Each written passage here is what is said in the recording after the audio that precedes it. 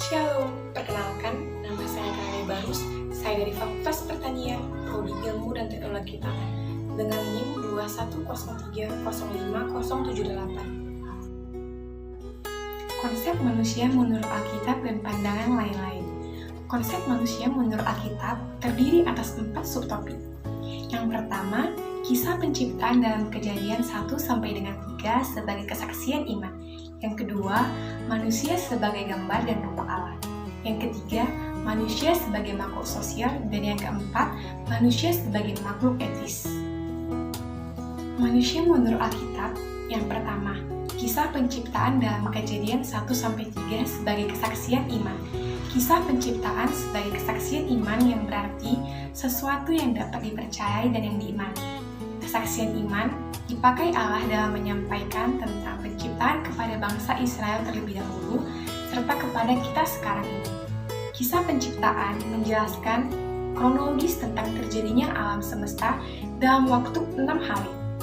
Manusia merupakan ciptaan Allah dalam urutan yang terakhir, dan secara berulang-ulang dikemukakan bagaimana Allah menciptakan dengan berfirman. Kesaksian iman dengan menggunakan konsep atau budaya masa penulisan sebagai sarana. Kesaksian iman berasal dari sumber dan masa yang berbeda-beda.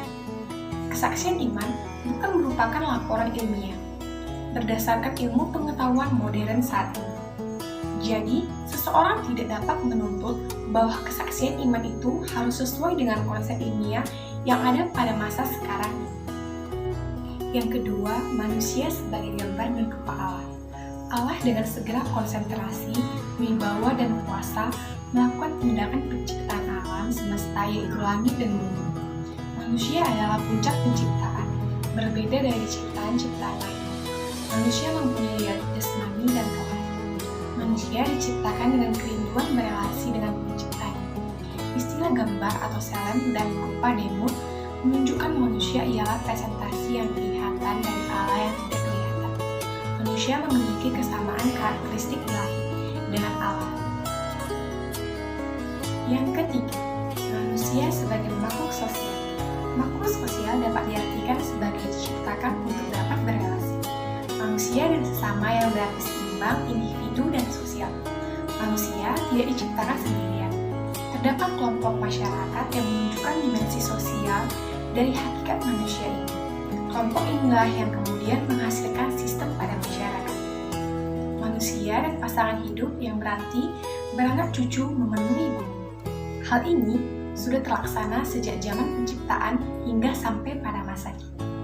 Manusia dan gender, di mana gender tidak sama dengan seks. Gender diartikan sebagai hasil dari budaya, berubah-ubah, berbeda menurut kelompok yang satu dengan yang lainnya. Perbedaan seks berasal dari Tuhan atau kodrat. Keadilan gender tertulis di dalam Alkitab. Alkitab ditulis dalam konteks budaya patriarkat yang ditemukan status serta peran perempuan yang merupakan refleksi dari situasi kondisi atau budaya patriarkat tersebut. Dalam Alkitab, yaitu pada Kejadian 1-3, serta pada kitab Amsal, ada gambaran status dan peran keadilan gender. Yang keempat, manusia sebagai makhluk etis. Manusia berasal dari material dan spiritual. Manusia dapat sadar serta bebas dalam memilih hal yang baik maupun dalam memilih hal yang buruk.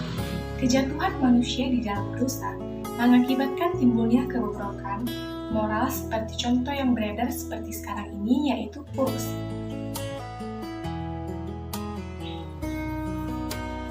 Manusia menurut pandangan lain atau non-Alkitab terdiri atas 3 subtopik, yaitu yang pertama, manusia tidak jelas eksistensinya sebagai ciptaan. Yang kedua, manusia makhluk ciptaan yang bertanggung jawab menurut hukum. Yang ketiga, manusia menolak Allah sebagai penciptanya. Yang pertama, manusia tidak jelas eksistensinya sebagai ciptaan. Garis pemisah antara Tuhan sebagai pencipta dan manusia sebagai yang diciptakannya tidak dikemukakan. Manusia sendiri tidak mengenali dirinya sebagai makhluk ciptaan yang bertanggung jawab serta memiliki kewajiban. Di dalam agama-agama suku, dikenal hukum tata tertib kosmos yang terdiri dari hukum alam serta adat yang harus ditaati. Yang kedua, manusia makhluk ciptaan yang bertanggung jawab menurut hukum. Baik atau buruknya kehidupan manusia tergantung kepada pelaksanaan atau penolakan terhadap norma. Keselamatan manusia dan setelah meninggalkan dunia tergantung kepada sikapnya terhadap norma yang berlaku. Yang ketiga, manusia menolak Allah sebagai pencipta. Sekarang ini, ditemukan beberapa pandangan yang dengan tegas menolak bahwa manusia merupakan ciptaan Allah. Seperti contoh, pandangan komunisme yang didasarkan kepada paham materialisme dialektis. Manusia disebut sebagai binatang menyusui yang cerdas. Kesimpulan, kita tidak boleh memakai pengetahuan modern sebagai sebuah acuan dalam mengukur kebenaran pernyataan Allah.